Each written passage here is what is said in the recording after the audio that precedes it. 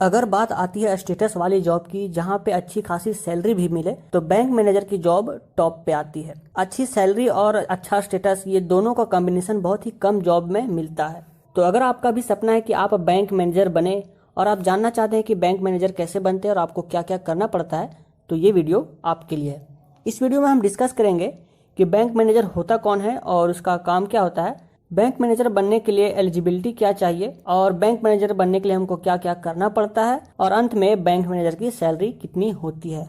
तो ये सारे एस्पेक्ट्स पे हम एक एक करके बात करेंगे, तो बने रहिए इस वीडियो में मेरे साथ। सबसे पहले बात करते हैं कि बैंक मैनेजर होता क्या है और उसका काम क्या होता है। तो बैंक मैनेजर किसी भी बैंक के एक ब्रांच का हेड होता है, सबसे इम्पोर्टेंट ऑफिसर होता है किसी भी बैंक के एक ब्रांच का, जो उस बैंक से रिलेटेड सारे जरूरी काम को संभालता है। फॉर एग्जांपल डेली का कामकाज देखना कि सारा स्टाफ अच्छे से काम कर रहा है या नहीं कर रहा है, उसकी मार्केटिंग, स्टाफ को सपोर्ट करना, बैंक की सिक्योरिटी अच्छी से चल रही है या नहीं चल रही है। आपको याद होगा जब भी आप बैंक में लोन लेने के लिए जाते हैं तो बिना बैंक मैनेजर के साइन के वो पास नहीं होता है।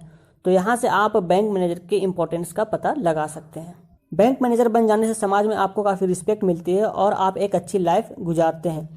ये सब तो हुई बैंक मैनेजर की बात। चलिए अब बात करते हैं कि बैंक मैनेजर बनने के लिए एलिजिबिलिटी क्या क्या चाहिए, क्या क्या हमारे अंदर होनी चाहिए।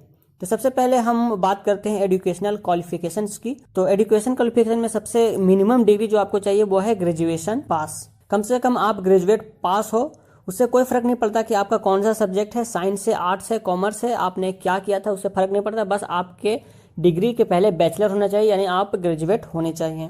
और यहाँ हमारा ग्रेजुएट से मतलब ये है कि BA, BCom, BSc, BTech, BCA, BBA ये सारी चीजें आ जाती हैं। तो यहाँ में से आप जिस भी डिग्री को कर चुके हैं या करने वाले हैं, अप्लाई कर रहे हैं, तो इसके लिए आप एलिजिबल हो जाते हैं। और जो भी डिग्री आपके पास हो वो सर्टिफाइड यूनिवर्सिटी से हो, ये चीज आपको पहले से पता होनी चाहिए। इससे कोई फर्क नहीं पड़ता कि आपने 11th और 12th में क्या लिया था, आर्ट्स लिया था या साइंस लिया था, ये सब चीज़ें कभी भी मैटर नहीं करती है। बहुत से लोग इस कंफ्यूजन में रहते हैं कि 12th में मैंने ये लिया था या सब्जेक्ट मैंने ये चेंज किया था ग्रेजुएशन में, या कॉमर्स लेना चाहिए हमको बैंक मैनेजर बनने के लिए, या फिर कुछ भी चीज़ें जो लोग सोचते रहते हैं। तो एक्चुअल में ये सारी चीज़ें मैटर नहीं करती, सिर्फ एक चीज़ मैटर करती है कि आप ग्रेजुएट है या नहीं। अगर हाँ तो अच्छी बात है। नेक्स्ट में हम आप बात करते हैं एज की।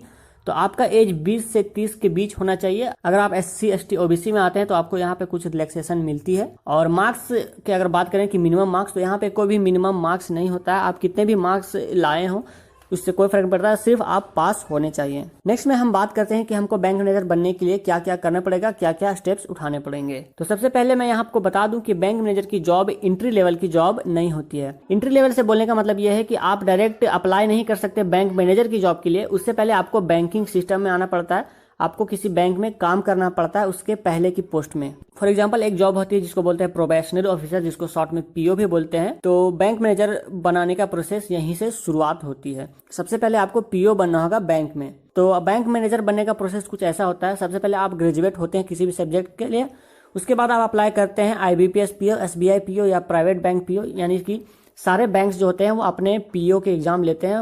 IBPS PO में बैंक का बहुत सारा ग्रुप होता है जो एक साथ मिलकर एग्जाम कंडक्ट करवाता है। अगर आपको SBI में काम करना है तो आपको SBI PO का फॉर्म भरना होगा। और बहुत सारे प्राइवेट बैंक्स भी होते हैं जो अपने अपने PO के एग्जाम के लिए वैकेंसी निकालते हैं, तो आपको वो फॉर्म्स भरने होते हैं और एग्जाम में अपीयर होना पड़ता है। जब आप PO की एग्जाम में अपीयर होते हैं तो आपको मैथ, इंग्लिश, रीजनिंग, GK और कंप्यूटर एप्टीट्यूड जैसे सवाल पूछे जाते हैं और आपको वो एग्जाम पास करना होता है। तो किसी भी PO एग्जाम को 3 स्टेजेस में कंडक्ट किया जाता है। सबसे पहले आता है हमारा प्रीलिम्स जिसको बोलते हैं। तो इसमें आपको एग्जाम में बैठना पड़ता है, इसको क्वालिफाई करना पड़ता है। प्रीलिम्स क्वालिफाई करने के बाद आपका होता है मेंस, और मेंस में भी आपको क्वालिफाई करना पड़ता है। और जब मेंस आप क्वालिफाई कर लेते हैं तो आपका आता है बारी इंटरव्यू का। जब आप इंटरव्यू में सिलेक्ट हो जाते हैं तो आप PO बन जाते हैं और आपको फिर बैंक में नौकरी मिल जाती है। जब आपको बैंक में नौकरी मिल जाती है तो आपको 2 से 5 साल का एक्सपीरियंस लेना होता है बैंक में, तब जाके आप वहां के बैंक मैनेजर बन सकते हैं। तो ये था पूरा प्रोसेस बैंक मैनेजर बनने का। सबसे पहले तो आपको PO का एग्जाम क्लियर करना होता है। और बैंक मैनेजर की जॉब काफी रिस्पॉन्सिबल जॉब होती है, इसीलिए आपको यहाँ पे टेस्ट किया जाता है, आपको एक्सपीरियंस लेना पड़ता है, तभी जाके आप बैंक मैनेजर बन सकते हैं।